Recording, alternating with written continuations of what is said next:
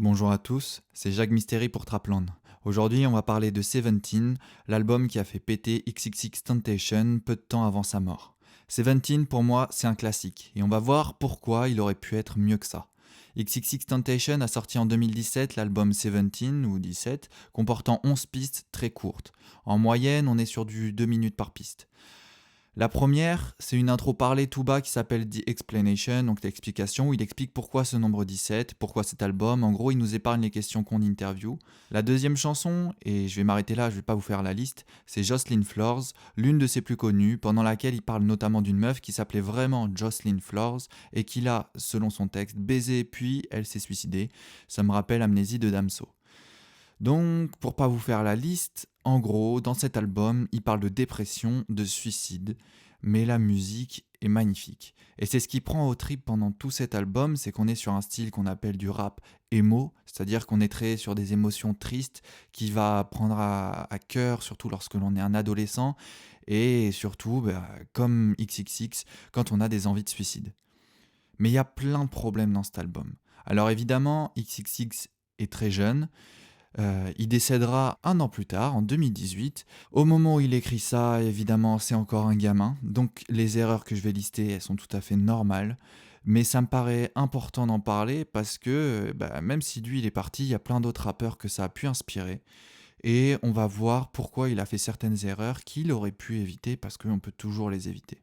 Premier problème, comme je vous l'ai dit, c'est que tout l'album parle de suicide, sans arrêt. Mais je suis pas contre parler sans arrêt de suicide. Ce qui m'énerve, c'est quand on parle sans arrêt de la même chose. Là, ce qu'il fait, c'est que pendant tout l'album, il garde un même thème. Alors après, on va avoir des sous-thèmes qui vont rester dans ce truc lié à la dépression. Et même si je comprends que ça soit très dur à vivre, si je dois critiquer une première chose dans cet album, c'est le côté répétitif des thèmes.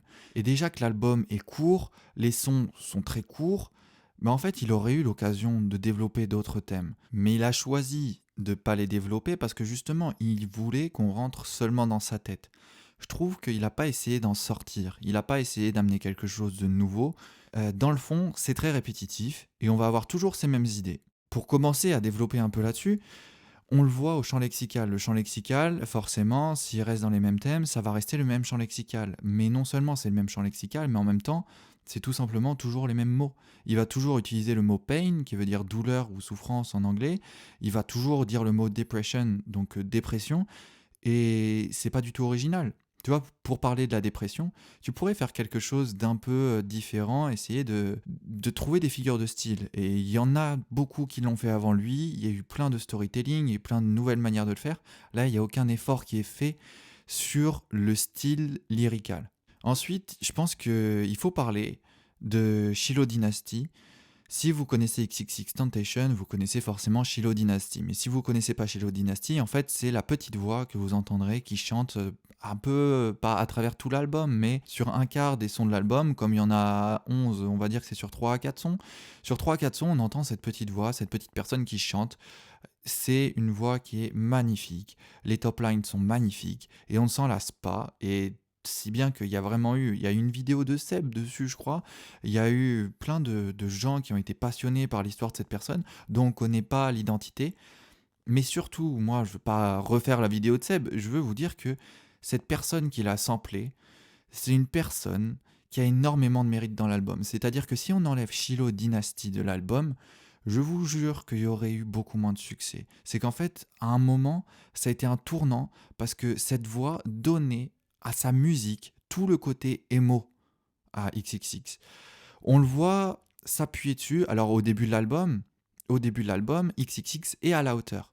Mais après, quand on arrive sur Carry On, donc le troisième son où il y a Shiloh Dynasty, XXX est même plus à la hauteur. Et on sent qu'il fait plus d'efforts parce qu'il sent lui-même que ça lui donne tellement d'émotions qu'il se dit j'ai pas besoin d'apporter grand chose.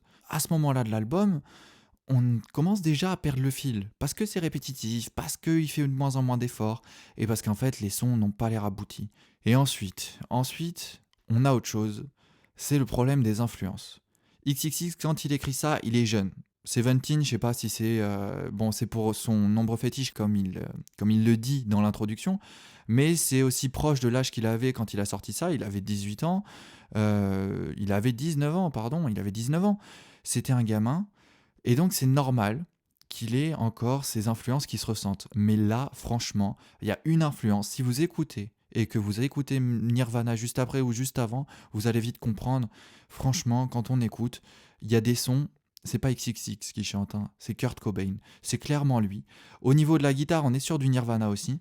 C'est des sons qui donnent beaucoup d'émotions et à la fois moi j'aime bien ces sons et en même temps j'ai pas envie d'attribuer le mérite à XXX sur des sons comme Save Me parce que bah, sur le fond, sur le thème, c'est-à-dire sur ce qu'apporte XXX, bah, c'est du déjà vu, tu vois, il parle de la dépression, toujours premier degré, pas de figure de style, plein de répétitions. Et en même temps, sur la forme, bah, il a juste pompé, enfin lui et ses beatmakers ont pompé Nirvana. Et ça se fait sur plusieurs sons, tu vois. Sur la piste 3, Dépression et Obsession. Sur la piste 6, Save Me. Et en même temps, bah, Save Me, pour moi, c'est un des meilleurs sons, il me reste dans le crâne. Le problème, c'est que je trouve que là-dessus, XXX a pas beaucoup de mérite. Et puis, autre chose dans cet album, c'est que XXX, il utilise une technique qu'on a un peu trop entendue. Pareil, ça manque d'originalité. C'est le truc du mec qui joue de la gratte sur la plage. Le mec qui fait le lover, sauf que lui, il va pas faire des musiques de lover dans le sens où il va pas faire des musiques d'amour. Il va faire des musiques de lover toxique, comme on en a beaucoup trop entendu, sachant que lui c'était vraiment un mec toxique. Mais là vraiment il en abuse, c'est-à-dire qu'on va avoir tous les instruments vraiment de mec, genre bah, il va jouer de la gratte à un autre moment on va avoir un piano, et puis ensuite bah, on va voir la musique de Shiloh Dynasty, qui est une petite voix sensible, mais toujours avec cette guitare.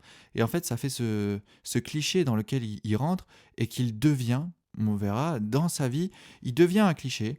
Et, et on n'en veut pas en fait, parce qu'on a déjà vu le résultat. À la fois, ça donne toute une communauté, une fanbase qui est vachement soudée, qui est en mode ah mais moi je l'adore, je l'adore, je l'adore. Et en même temps, bah, ça éduque tellement mal. Ça éduque juste à la toxicité. Cet album, comme je l'ai dit, c'est un album qui est basé sur des pistes très courtes. C'est un format très court, c'est aussi pour ça que ça marche encore aujourd'hui. On est sur des musiques qui en moyenne font 2 minutes. Il y a 22 minutes dans l'album, très court, et 11 titres. Donc bon, c'est en moyenne 2 minutes, mais on a des interludes, intro, outro, des trucs voilà, où il parle. Et ben là, c'est très bien fait.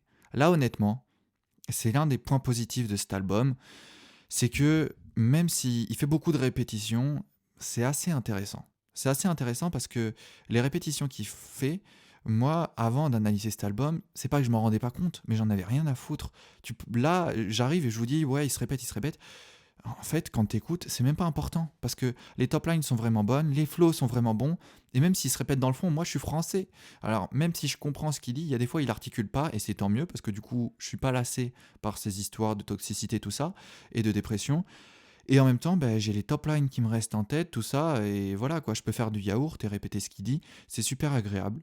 Mais quand même, c'est quand même bien de le souligner, il se répète beaucoup. Et encore une fois, je trouve qu'il n'a pas fait assez d'efforts dans le sens où déjà que ces textes, ils sont nuls. Franchement, hein, si vous allez regarder la version française, vous en lirez quelques extraits. Ces textes sont vraiment mauvais. Mais déjà que ces textes sont nuls, en plus de ça, il fait même pas l'effort de les étoffer un peu pour essayer de donner un peu de style. Là, il trouve un petit truc stylé, il le répète 2 ou 3 fois dans le son, et le son s'arrête là. Et après, c'est la prod qui fait une bonne partie des choses. Mais lui, il a aussi et surtout ce truc où il a une belle voix. Et c'est ça qui porte aussi, en fait, toutes ces top lines, tout ça. C'est que derrière ça, lui, il a une super voix et il assure. Et c'est pour ça que ça passe. Mais il y a des gros côtés positifs qui nous font oublier les gros côtés négatifs, mais qu'il faut rappeler aussi. Donc voilà, il a un très bon flow, une très belle voix. Mais c'est trop court, c'est trop court. Franchement, ça. C'est pas juste une question de mérite. Évidemment qu'il a du mérite, mais quand on écoute, en fait, on reste sur notre faim, tu vois. On a envie que ça continue. Moi, je kiffe ces sons, mais il y a des fois, juste je les passe parce que je sais que je vais être frustré à la fin. Ça peut paraître con, hein, mais je me dis non, je vais trop avoir envie de la mettre en boucle. Je préfère écouter la musique d'après qui dure 3 minutes et qui me donne les mêmes émotions. Mais bon, d'un autre côté, même s'il n'a pas fait beaucoup d'efforts sur le fond, il a fait quelque chose qui est intéressant. Première partie de l'album, c'est-à-dire les 5 premiers titres à peu près, il a personnifié la dépression. Donc ça, c'est sur toute la première partie. Il personnifie la dépression, c'est-à-dire qu'il transforme la dépression en une sorte de meuf à laquelle il parle.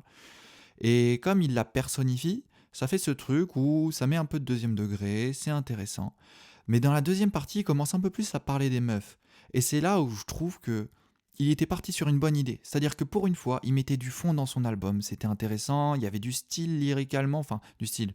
Voilà, comme je l'ai dit, c'est à relativiser, mais il y avait une tentative. Et deuxième partie, il continue de parler un peu à la troisième personne de cette meuf et tout et tout. Et de temps en temps, tu vois, il commence à montrer que non, mais c'est vraiment une meuf dont je parle. Et du coup, t'es perdu. Et tu sais plus s'il parle d'une meuf ou de la dépression. Alors, ça peut être sympa. Mais sauf que moi, comme je suis perdu, au final, je cherche trop à savoir. Et ça me fait perdre ce côté où je savoure, tu vois, quand j'essaie de comprendre les paroles. Ce qui est important quand même. C'est pas parce que c'est en anglais, tu vois, qu'il faut en rester loin. Ça fait que ça m'aurait plus donné envie s'il avait rapproché deux choses totalement opposées de manière bien plus surprenante, tu vois. Ça m'aurait donné envie de mieux comprendre et ça m'aurait surtout plus surpris s'il avait pris deux choses différentes parce que la dépression et la meuf, bah, au final, il y a plein de meufs dépressives, alors pas proportionnellement, mais sur Terre, il y a forcément plein de meufs dépressives. Et donc, les meufs dépressives, c'est elles qui font le lien entre la dépression personnifiée et la fille, donc entre sa première partie et sa deuxième partie de l'album. Et du coup, comme il y a trop de meufs dépressives, ça fait que la dépression personnifiée en meuf, c'est pas surprenant. Parce que c'est deux choses qui ne sont pas assez lointaines pour qu'on soit vraiment surpris. Bon, voilà. Après, il y a d'autres sons où on sort un peu de ce délire-là, et je pense surtout au son avec Trippie Redd. Trippie Redd, c'est un rappeur qui a essayé un peu de percer en France, ça n'a pas marché, et tant mieux parce que j'aime pas du tout son style. Et le son avec Trippie Redd, eh ben, c'est un carnage. Franchement, c'est le pire son de l'album. Je le trouve dégueulasse. Trippie Redd, à ce moment-là, il me fait vraiment penser à un gamin qui rentre dans la chambre de son frère, XXX, qui, quant à lui, est en train de faire un classique, parce que c'est un classique, mais le frère chiant, c'est un gamin. Il rentre plutôt, il se met à gueuler et en se disant qu'il participe. Et vraiment, vous écoutez, sa top line est dégueulasse, ses paroles sont dégueulasses, sa voix est désagréable comme pas possible. Et du coup, ça fait que quand tu réécoutes tout l'album, normalement, avant de sortir cet album, tu te dis, il y a un problème, je dois pas sortir ce son, parce que ça dénote complètement, ça va pas du tout. Mais je trouve que XXX là-dessus a fait une erreur. Il aurait dû enlever Trippie Redd. Je pense qu'il l'a gardé parce que ça fait une bonne pub, tu vois. Trippie Redd à ce moment-là, il était aussi un peu connu. Bon, bref, ça faisait de la pub forcément parce que tu avais touché une autre communauté, et ces deux communautés qui se ressemblent un peu. Ça aurait pu marcher. Mais là, moi, quand j'écoute, rien à foutre de leur communauté. Tout ce que je vois, c'est que la voix, la top line, les paroles, c'est à jeter. Bon, après, les paroles, c'est pas le point fort de l'album à part pour le côté fluide dans la forme, mais sinon, franchement, là, Trippie Redd, il a complètement foiré cette partie-là. Et puis justement, à propos de paroles creuses, à partir de la sixième chanson, donc la deuxième partie où il commence un peu plus à parler des meufs et moins à personnifier la dépression, à partir de la sixième chanson, le fond devient chiant à mourir. Écoutez les paroles de la chanson 6, qui est celle où il ressemble énormément à Kurt Cobain. Franchement, je vous l'ai dit en français, ça fait salut, salut depuis mon côté sombre. Est-ce que quelqu'un ici veut être mon ami? Je veux que tout s'arrête. Dites-moi quand tout va s'arrêter. Des voix dans ma tête. Dites-moi que je vais finir mort. Voilà. Ça, c'est le couplet. Donc dites-vous déjà que le couplet est extrêmement court. En plus, les paroles, elles sont plates. Vous voyez, depuis tout à l'heure, si vous aviez pas les paroles en tête, là vous voyez, franchement, ça représente l'album. J'ai pas besoin de vous dire le reste des paroles. Le refrain de cette chanson, c'est le même niveau. Toutes les autres paroles, c'est pareil. Au fond, c'est au début de l'album où t'es pas lassé du fond parce que tu dis, ok, ça parle de la dépression, c'est super important d'en parler. Mais en fait, quand ça fait 3, 4, 5, 6 sons où il parle de la même chose et avec autant de platitude, ça va pas. C'est juste lassant. Voilà.